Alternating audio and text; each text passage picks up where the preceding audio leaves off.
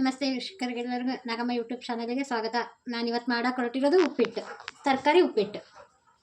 ಬೇಕಾಗುವ ಸಾಮಗ್ರಿಗಳು: ಒಂದು ಬೌಲ್ ರವೆ ತಗೊಂಡೇನಿ, ಹಸಿಮೆಣಸಿನ್ಕಾಯಿ, ಸ್ವಲ್ಪ ಉದ್ದಿನಬೇಳೆ, ಕ್ಯಾರೆಟು, ಬೀನ್ಸು, ಟೊಮೊಟೊ, ಕರಿಬೇವು, ಕೊತ್ತಂಬರಿ, ಈರುಳ್ಳಿ. ಮಾಡುವ ವಿಧಾನ ನೋಡಿ ವೀಕ್ಷಕರೇ, ನಾನು ರವೆ ಫಸ್ಟಿಗೆ ಹುರಿದು ಇಟ್ಕೊಂಡೇನಿ. ಇವಾಗ ಒಂದು 3 ಸ್ಪೂನ್ ಎಣ್ಣೆ ಹಾಕ್ಬಿಡ್ತೇನೆ. ಸಾಸಿವೆ, ಉದ್ದಿನಬೇಳೆ, ಉದ್ದಿನಬೇಳೆ ಮೆರೂನ್ ಕಲರ್ ಬರಲಿ ಒಂಚೂರು.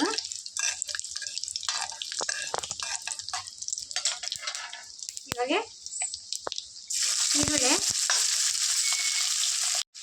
ಮೆಣಸಿನ್ಕಾಯಿ, ಕರಿಬೇವು ಸ್ವಲ್ಪ ಫ್ರೈ ಆಗ್ತಿದ್ದಂಗೆ ತರಕಾರಿ ಹಾಕೋಣ. ಈರುಳ್ಳಿ ಮೆಣಸಿನ್ಕಾಯಿ ಈ ಥರ ಫ್ರೈ ಆಗಿದೆ. ಇವಾಗ ಬೀನ್ಸ್, ಕ್ಯಾರೆಟು, ಒಂದು ಟೊಮೊಟೊ ಹೆಚ್ಚಿಟ್ಕೊಂಡಿನಿ. ಒಂದು ಟೊಮೊಟೊ ಬೇಡ ಅಂದರೆ ನಿಂಬೆಹಣ್ಣು ಹಾಕ್ಕೋಬೋದು ನೀವು. ಟೊಮೊಟೊ ಬೇಕಂದರೆ ಟೊಮೊಟೊ ಹಾಕ್ಬೋದು. ರುಚಿಗೆ ತಕ್ಕಷ್ಟು ಉಪ್ಪು,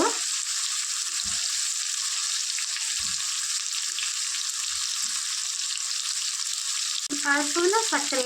ಸಕ್ಕರೆ ಎದಕ್ಕೆ ಹಾಕ್ತೇವೆ ಅಂದರೆ ತುಂಬ ಟೇಸ್ಟ್ ಬರುತ್ತೆ ಹೋಟೆಲ್ ಥರ, ಅದಕ್ಕೆ ಒಂದು ಕಾಲು ಸ್ಪೂನ್ ಸಕ್ಕರೆ ಹಾಕ್ಬೇಕು.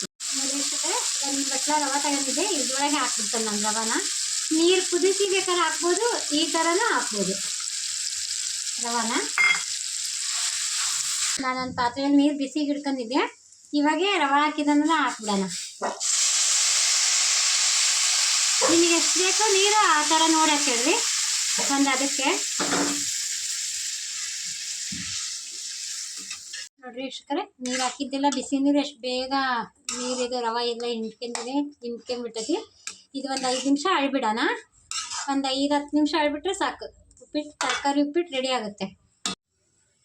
ನೋಡಿ ವೀಕ್ಷಕರೇ, ಉಪ್ಪಿಟ್ಟು ಅಳ್ಳಿದೆ. ಇನ್ನೊಂದು ನಿಮಿಷ, ಅದಕ್ಕೆ ಇನ್ನೊಂದು ಸ್ವಲ್ಪ ಏನೇನು ಬೇಕು ಹಾಕ್ಬಿಡೋಣ.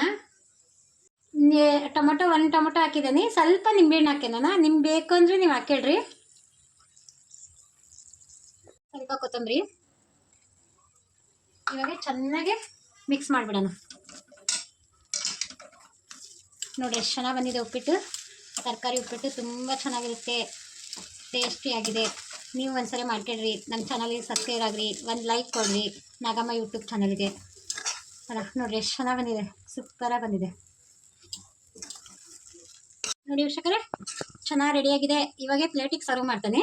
ವೀಕ್ಷಕರೇ, ತರಕಾರಿ ಉಪ್ಪಿಟ್ಟು ರೆಡಿಯಾಗಿದೆ, ತುಂಬ ಚೆನ್ನಾಗಿ ಬಂದಿದೆ. ನೀವು ಒಂದ್ಸಲ ಟ್ರೈ ಮಾಡಿರಿ. ನಾಗಮ್ಮ ಯೂಟ್ಯೂಬ್ ಚಾನಲ್ಗೆ ಸಬ್ಸ್ಕ್ರೈಬ್ ಆಗಿರಿ, ಒಂದು ಲೈಕ್ ಕೊಡಿರಿ.